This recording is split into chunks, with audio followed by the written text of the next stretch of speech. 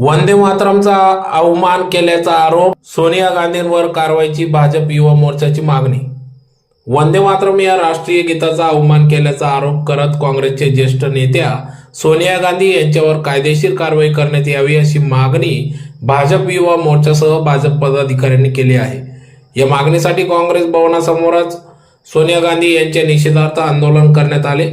यावेळी आंदोलकांनी आरोप केला की वंदे मातरम सुरू असताना शिस्तभंग करण्यात आला असून राष्ट्रीय गीत थांबविण्यास सांगण्यात आले। या प्रकारामुळे स्वातंत्र्य सैनिक स्वातंत्र्यवीरांचा अपमान झाला असून देशाच्या राष्ट्रीय भावनेला धक्का पोहोचल्याचे भाजप पदाधिकाऱ्यांनी सांगितले। वंदे मातरमच्या अवमान प्रकरणी राष्ट्रीय मानचिन्हांचा अवमान प्रतिबंधक कायदा 1971 अंतर्गत योग्य ती कारवाई करून संबंधितांवर गुन्हा दाखल करावा अशी मागणी यावेळी करण्यात आली। राष्ट्रीय गीत आणि राष्ट्रभावनेचा अवमान कोणत्याही परिस्थितीत सहन केला जाणार नाही असा इशारा देखील आंदोलकांनी दिला। या निषेध आंदोलनात महापौर मायादेवी परदेशी, महादेव भैया परदेशी, कल्याणीताई आंबेडकर, सुहास आंबेडकर, भाजपा युवा मोर्चा नेते तथा नगरसेवक आकाश परदेशी, युवा नेते इंजिनियर मोहित देसले, ॲडव्होकेट किशोर जाधव यांच्यासह पदाधिकारी कार्यकर्ते मोठ्या संख्येने या ठिकाणी उपस्थित होते।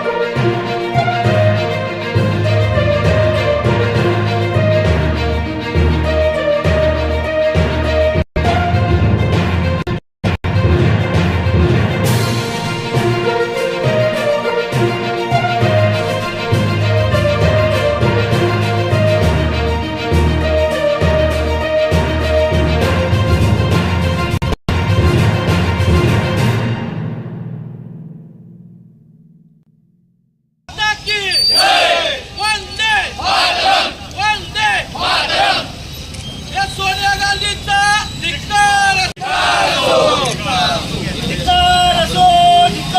असो, सोनिया गांधीचा धिक्कार असो। हे सोनिया गांधीच्या करायचं काय? खाली डोकं वरती पाय। सोनिया गांधीच्या खाली डोकं वरती पाय। धिक्कार असो, सोनिया गांधीचा विरोध करणाऱ्यांचा धिक्कार असो। वंदे मातरमला विरोध करणाऱ्यांचा धिक्कार असो। या काँग्रेस पक्षाच्या ज्येष्ठ नेत्या सोनिया गांधी यांनी काल वंदे मातरम या गीताचा अपमान केला आहे। वंदे मातरम हे गीत चालू असताना त्यांनी शिस्तभंग केली आहे, त्यांनी संवाद साधला आहे।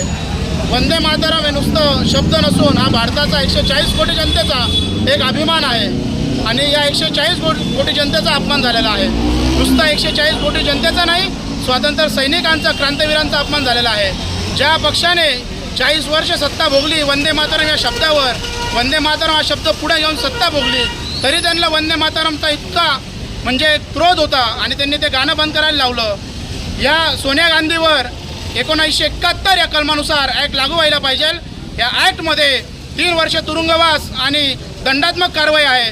राज्यभरामध्ये आंदोलन याच पद्धतीने चालू करणार आहे आणि होत आहे आणि या सोनिया गांधीवर हा गुन्हा दाखल व्हायलाच पाहिजे, जेणेकरून 140 कोटी जनतेचा अपमान हा परत कोणी करण्याची हिम्मत करायला नको। भारतीय जनता युवा